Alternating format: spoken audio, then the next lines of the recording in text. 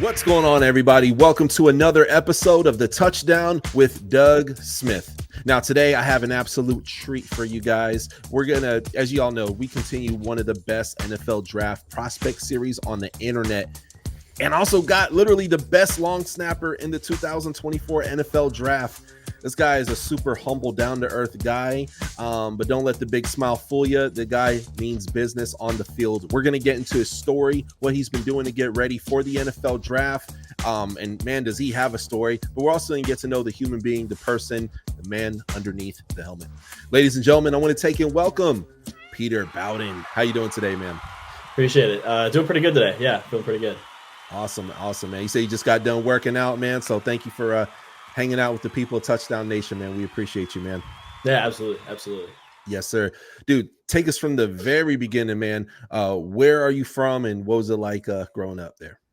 Yeah, so I'm from San Diego, California. My dad was in the Navy when I was young, so he sort of moved around and then settled down here as kind of the final spot.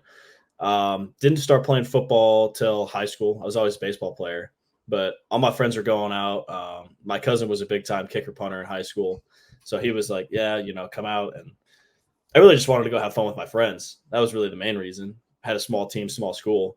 And he sort of asked me as a freshman, he's like, hey, like, I need to get my film out there. I need to actually get these punts and field goals off. Like, I need someone who can snap. So started doing that, worked with a bunch of coaches out here. And San Diego's kind of been a hot spot for a lot of specialists. There's a lot of guys that come out here to train. Like, I know John Carney's out here, Nick Novak's out here. Michael Houston was another guy I used to work with. So probably like 20, 30 NFL guys come out here every offseason, just work. So kind of grew up in that. And then my cousin ended up going to play football at Stanford for 4 years, just finished up at Texas this last year. And then I ended up going to Wisconsin. Man, that is awesome, man. And that's a big jump, man. San Diego to Wisconsin. What initially led you to Wisconsin? Yeah, so I think I just fell in love with the coaching staff and the university. I mean, for me, I had offers like Northwestern, Penn. I was talking to like Princeton, UCLA. Mm-hmm. And I really wanted UCLA for a long time. When I first started recruiting, I was like, man, that's where I wanted to go. And then I took one visit to Madison and I was like, yeah, I changed my mind. Like, you see the lakes there, the university is great. Like I said, I just absolutely love the coaching staff. They're good dudes. So it made my choice easy. Love it, man. Now, San Diego is known for having great surfing. It's a huge, it's a beach town, I guess you could say, and then, of course, you go from hot weather to cold weather. What was that really lured you in about Wisconsin? Yeah, so the weather was new for me. I'd barely seen snow. I remember it being like 40 was a cold day. And now that's like we're wearing shorts and a short sleeve t-shirt. Like 40 is a good day in Madison. Yeah, I think I really fell in love with the football. I mean, I kind of went to a smaller private high school back in San Diego, and I had those Ivy League offers. I had Northwestern, and I was like, you know what? Like, I've been around that crowd. Like, I kind of wanted to change. I wanted a place that was all about football, and Wisconsin was. And the year I committed, they just gone like 13-1, won the Orange Bowl. We're literally like 2 plays away from going to the playoff. And I was like, man, it's just going to be, we're just going to keep growing.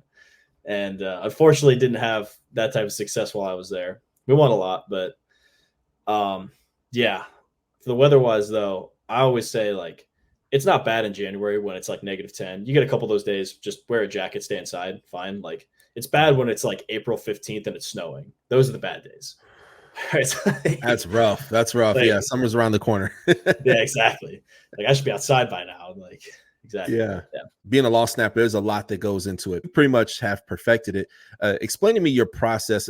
Yeah, so I really stick to the same warm-up routine. I think that's what always gets me ready. And I think my warm-up routine kind of keys me into like what I need to be focusing on while I'm snapping, like elbows tight, good release point, getting my head up quick, stuff like that.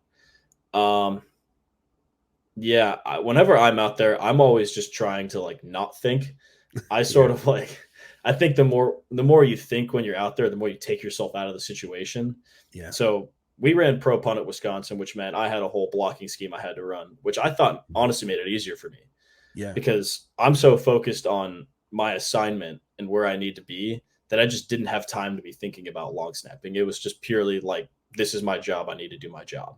Yeah. So it just sort of became natural. And I think my coaches sort of gave me enough reps and made it hard enough on me in practice that I go out there and it just kind of clicks now.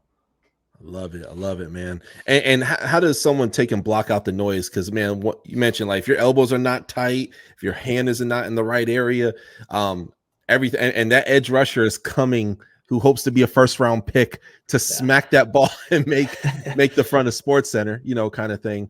Man, how do you block out the noise, man? Yeah, I always say just like you just focus on yourself. Like there's so much stuff going on out there. Like obviously you're in a stadium with like 85,000 people in it. It's pretty easy to get distracted, but yeah, I always felt my approach was that if I can just go in and do my job, that would make like if I focus on me, if I make it about me, I can beat anybody in front of me. The more I focus on the other people, the other guys I'm against, it takes me out of what I'm trying to do. I still think the most fun edge matchup I had though was Ajabo. Before he was big time in like 2021. I remember our coach is like, yeah, they got this number 55 guy they're going to throw in the A gap this week. And I was like, I'm seeing this dude. He's like 265, like twitchy. I was like, this is going to be tough. Like we made it through all right, but he was pretty good. Yeah, absolutely, man. And they're trying to get in your head. I'm sure they're shouting all kinds of colorful language, we'll say. Penn State was talking, Northwestern talked a little bit. I think LSU talked a little, but for the most part, I'd zero out. I don't hear anything. Ladies and gentlemen, let me introduce you to the best barbecue in the state of Texas, The Jank. Now this barbecue is in 4 delicious flavors, and they got some of the best dry rub in America. Guys, if you live in the state of Texas, in any HEB, you can now find the best barbecue in Texas on the shelves. No matter where you're at, all around the world, you can take and place an order down below right now in the description of this video. And guess what? It gets the Doug Smith cosign. Because, hey, y'all know, I don't play when it comes to barbecue. Place that order right now. What was your epiphany when you realized, like, man, I am really, really good at this? You're a very humble guy. You're super down to earth. But, man, what was your aha moment, that light bulb that went off in your head that said, hey, you know what? I'm going to declare for the NFL draft. Like one day, this is going to be a dream turning into a reality. Yeah. I think it was probably at camps. Like I remember when I was at Wisconsin, we had a new specialist come in, and I thought like I was just doing my job. Like I was just going through it. And he looks at me, he's watched my film. He's like, you're good. And I'm like, oh, thanks. He's like, no, like you're better than you think you are. So that was the first, like, okay, maybe I'm onto something here. And then I went to a Coles camp later that summer, and I was competing against like Stoll and Chris Stoll and like Alex Ward, who were 2 guys that were declaring that year, and I beat them. So they kind of they were kind of talking to me. They're like, how are you doing your footwork? How are you doing this? And that's when I was kind of like, oh, like maybe there's something here, because those 2 guys were phenomenal. Like I was looking at those guys like, these guys legit. So kind of giving them a run for their money was like, okay, like this is something I'm on to. Dude, that is cool. It's funny you say that. I was watching a video earlier, familiarizing myself with some stuff, and I believe it was Alex Stoll. I believe it was him, and he was saying like, yeah, he wants to get the ball placed, I think by like 1.3 or 1.6 seconds. What's the fastest time you ever gotten a ball? I generally hover around like 7.0 on my snap times to 6.8, 0.70, 0.68 for speed. I think generally our punters, we try and get it off at like, they usually want to be getting it off at like 1.3, I think is hand to foot time for them. So our operation, I've always been told under 2 seconds for an operation. I'm probably not the fastest snapper out there. Like I throw a fast enough ball, but I've always sort of prided myself on, I always have my spirals always tight, and I'm always hitting my spot. That was sort of my game. Man, dude, that's amazing. And when you snap the ball, are you the type of the guys you just kind of hang out? I saw you were a defensive player in high school, man. So, or do you go try to take someone out? No, I'm always trying to get a little chippy in there. I'm trying to free up my guys so they can run downfield. So if there's a linebacker that I think is kind of standing a little too tall, I'm going to shoulder bump him, chip him, or get on his hip and move him. I think probably the one time I got a little too aggressive was we were playing Iowa. And I think it was Logan Lee. He's one of their D linemen who's in this class now.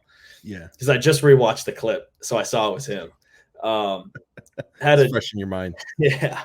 Had a punt save situation, and my linebacker really didn't even touch him. So I slid over, got right in front of him, and I stopped him in his tracks. I was like, nice, like I got him. And then he got under me, picked me up, and slammed me down. And I was like, oh, God, that's tough. But because I remember I came off and I was thinking, like, God, I hate that guy. Like, whatever. And then I came off to the side. I was like, well, at least I stopped him. And I'm like, that guy's got like 70 pounds on me. What am I thinking trying to square this guy up? But, yeah, I mean, I did my job. So yeah, man, you did. You were supposed to, even if you were a sacrificial lamb for that play, man. I don't care how good you are. Everybody will have your wake up moment. It's coming. Exactly. I've had a few of those. I've faced down some pretty big dudes that I realized like I need to be taking a better angle. But, yeah, absolutely, man. Absolutely. Talk to me about the experience between like the Hula Bowl, between the Pro Day, Hula Bowl, Senior Bowl. Obviously, it's not in that order, but tell me about your experience doing that, man. What was that like? Yeah, they were great. I mean, I always think the coolest part of those games is just getting to meet the other guys, especially guys that you've played against for so many years. Yeah. Like, and you get to meet the guys in your class. Like, you sort of all become friends throughout the process. We're all hanging out. Like, a bunch of guys that I was with at the Hula Bowl, I was hanging out with at the Combine at the Senior Bowl. The Senior Bowl is probably the first kind of eye opener, just because how big of an event it is. That like you'll be standing there, and I remember like the Texans GM was just like watching us warm up for like 10 minutes. I'm like, that's weird. Yeah. And then like you're standing there, and like everybody's taking pictures. Like, well, they're not taking pictures of me. Like, who are they looking at? Yeah. And like Jerry Rice is standing like right behind you. Like, whoa. Like, but I think I'm pretty much used to it at this point. They're cool though. I still think the coolest part of this process is just getting to know the other guys. Like, there's some guys too that like could be playing for like 20 plus years. Like, willing. Like, I'm able to play with them for that long too, and like, it's just cool. It's cool to meet these guys.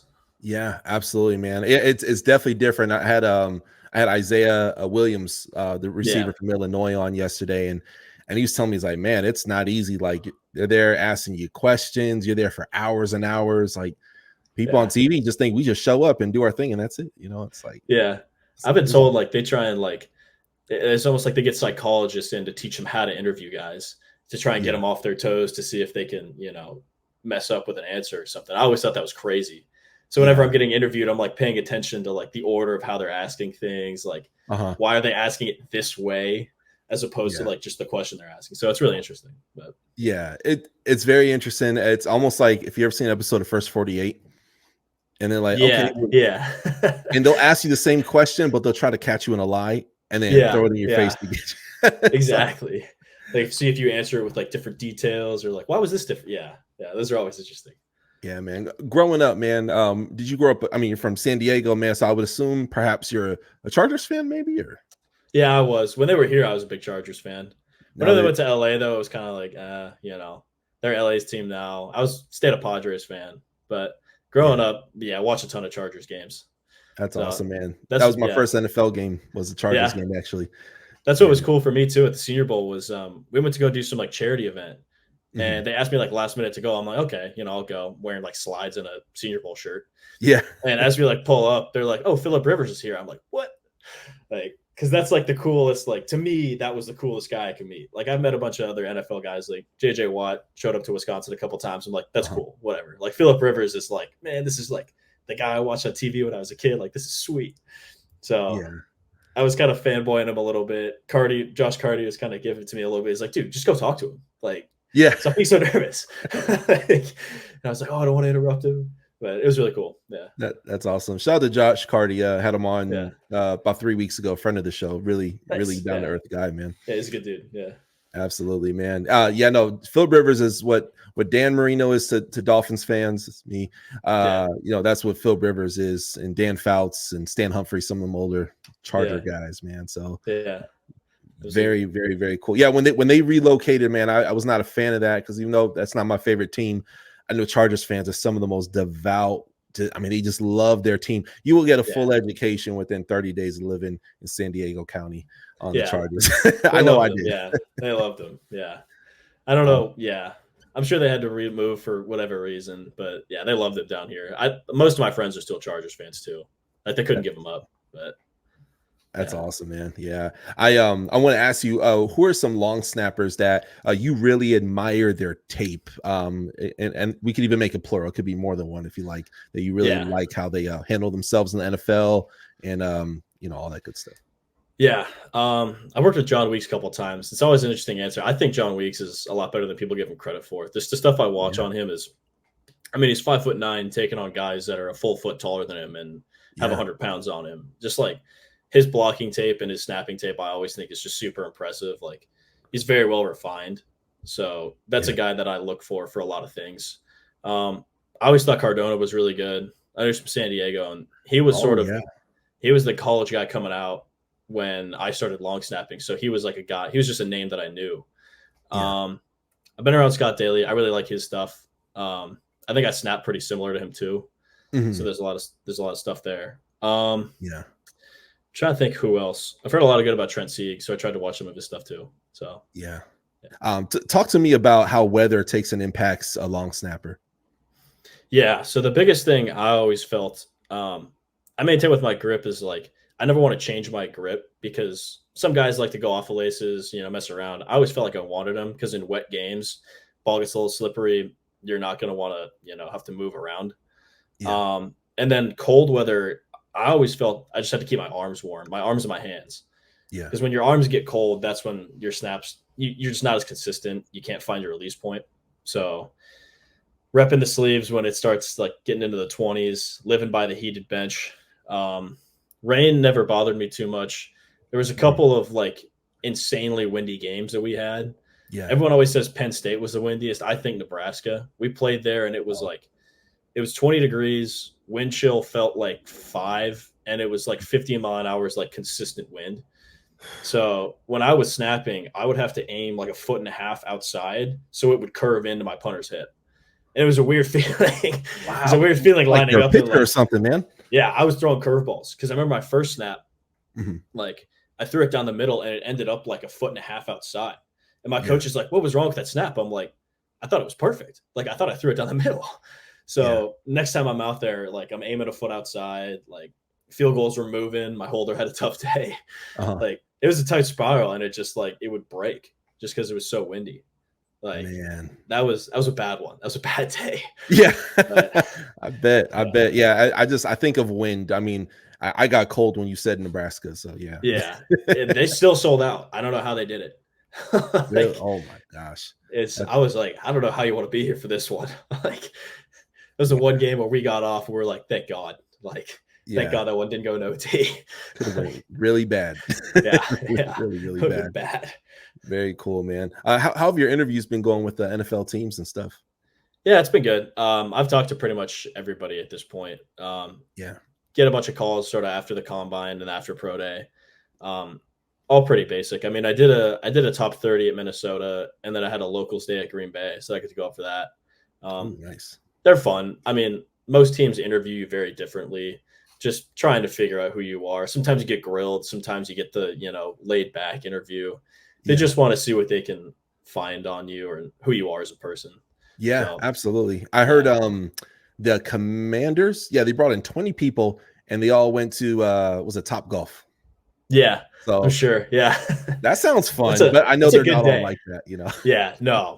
The two I had were just go to the facility, meet the people around, like tell you about the stuff. Like it wasn't anything crazy. I'm sure the Top Golf would have been nice though. That'd been pretty cool. Yeah. Oh yeah, absolutely, man. Absolutely. When it comes to player development, once your name is called, man, you are selected. Dude, they're selling your jersey on NFL.com, all that good stuff, man. What is important to you when it comes to player development? What are you needing from an NFL team to help with your development? Yeah, I always just say a coach that's honest with me and a coach that, knows how to help me get better. Yeah. I always liked hard coaching better. I always liked when a coach told me I messed up and let me know about it, as opposed to the coach that was like, what's going on? Like, what are you thinking? Like, I just like, tell me I messed up. Like, let me know so I can figure it out, as opposed to like making me think about it. Like, just, I don't know. It's honest coaching and someone who knows how to help me get better was always big for me. Yeah, absolutely, man.